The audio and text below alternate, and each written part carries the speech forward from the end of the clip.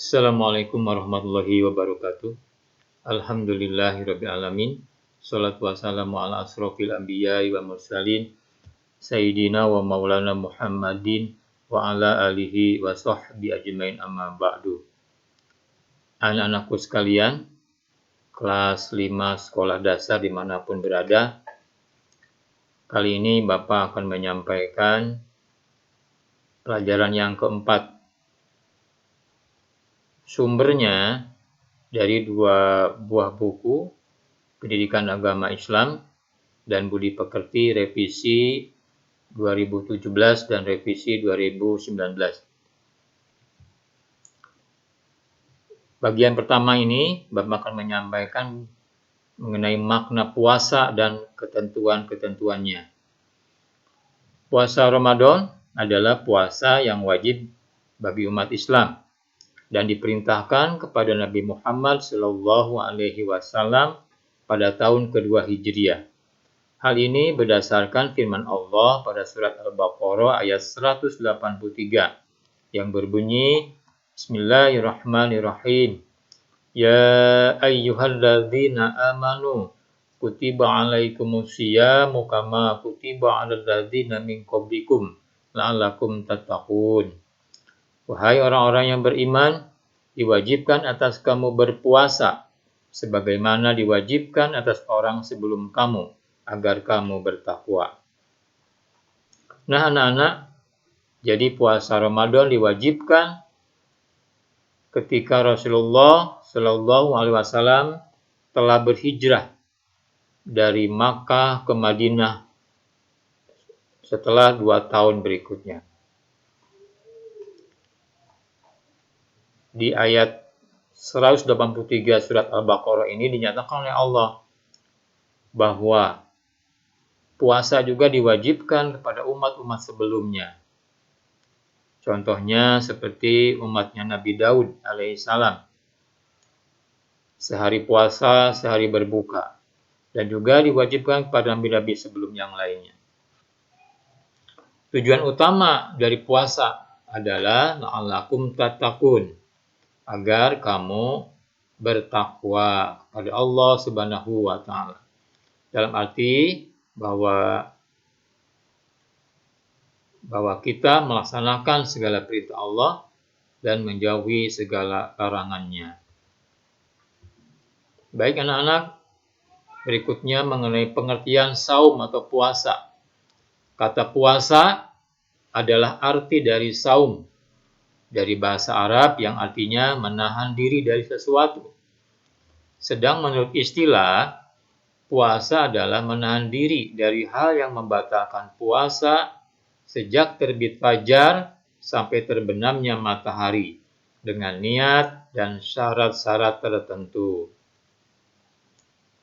Jadi menurut bahasa, puasa adalah menahan diri. Sedangkan menurut istilah, menahan diri dari yang membatalkan puasa sejak sebelum waktu subuh sampai terbenamnya matahari atau waktu maghrib saat berbuka. Dengan niat, bila tidak ada niat maka puasanya tidak sah dengan syarat-syarat tertentu. Apa saja anak-anak syarat-syaratnya?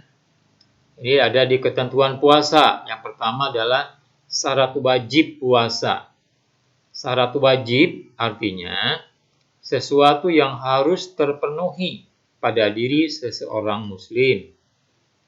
Syaratnya yaitu yang pertama beragama Islam. Jadi yang bukan Islam tidak diwajibkan berpuasa. Yang kedua baligh atau sudah dewasa dalam pandangan Islam. Laki-laki sudah bermimpi basah atau perempuan sudah menstruasi atau haid. Maka bila sudah terkena haid dan ihtilam, maka dia diwajibkan untuk berpuasa.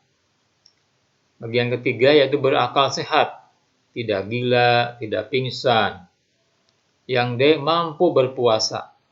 kondisi badannya, jiwanya, mampu dia berpuasa. Dan yang kelima yaitu tidak sedang haid atau nifas. Haid ya bagi perempuan, nifas bagi ibu-ibu yang telah melahirkan. Maka ini tidak boleh berpuasa. Yang kedua adalah syarat sah puasa. Syarat sah artinya sesuatu yang harus terpenuhi saat menjalani ibadah puasa. Syarat-syarat ini bisa mensahkan atau menjadikan puasanya sah bila syarat-syarat ini terpenuhi. Yang pertama adalah beragama Islam. Yang kedua mumayyiz atau dapat membedakan baik dan buruk. Dikatakan dia berakal sehat. Yang ketiga suci dari haid dan nifas. Dan yang keempat dilaksanakan pada waktu diperbolehkannya berpuasa. Maksudnya anak-anak ada hari-hari yang tidak boleh berpuasa. Misalkan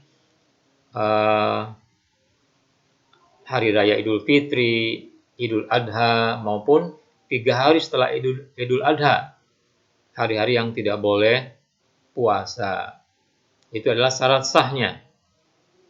Selanjutnya rukun puasa. Rukun artinya sesuatu yang wajib dipenuhi ketika sedang puasa.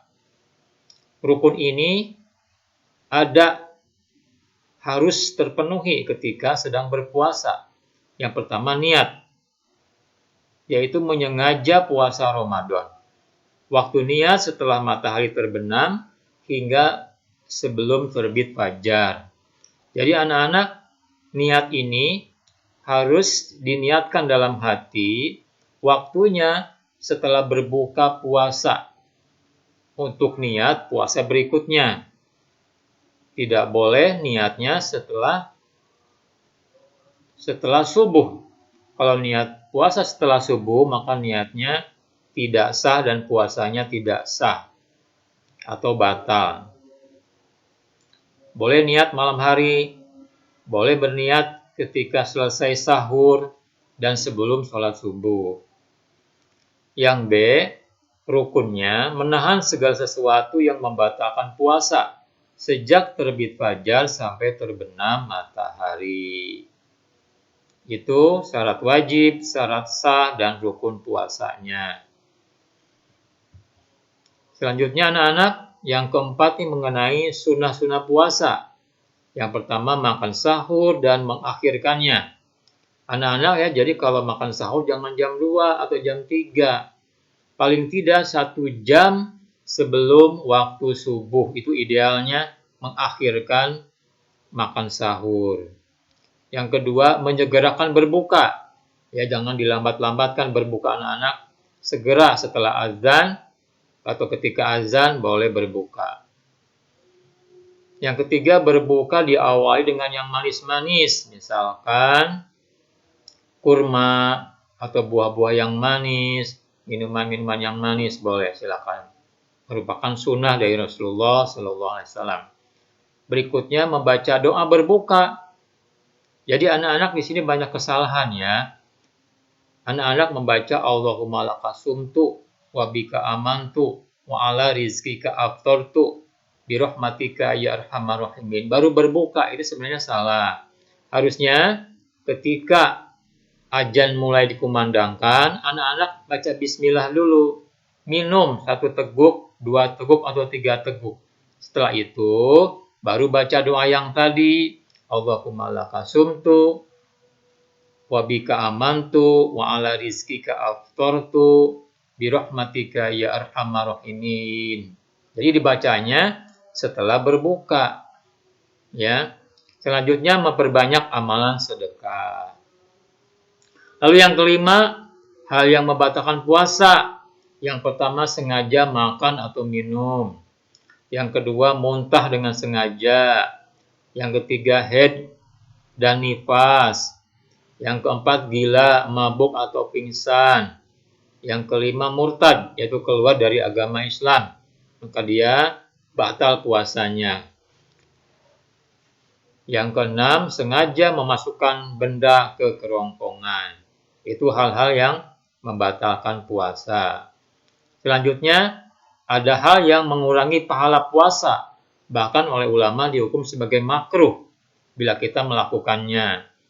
Yang pertama, melakukan perbuatan tercela, baik lisan atau perbuatan, marah, mencela, memfitnah, ya, berkelahi, memukul orang. Nah, ini mengurangi pahala puasa kita.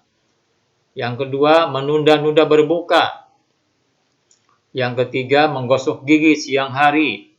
Dan yang keempat, tidur sepanjang hari. Ini perbuatan-perbuatan yang makruh, bisa mengurangi pahala puasa kita. Dan yang terakhir anak-anak, yaitu orang yang boleh tidak puasa. Terbagi dua bagian di sini. Jadi di sini orang yang boleh tidak melaksanakan puasa. Terbagi dua.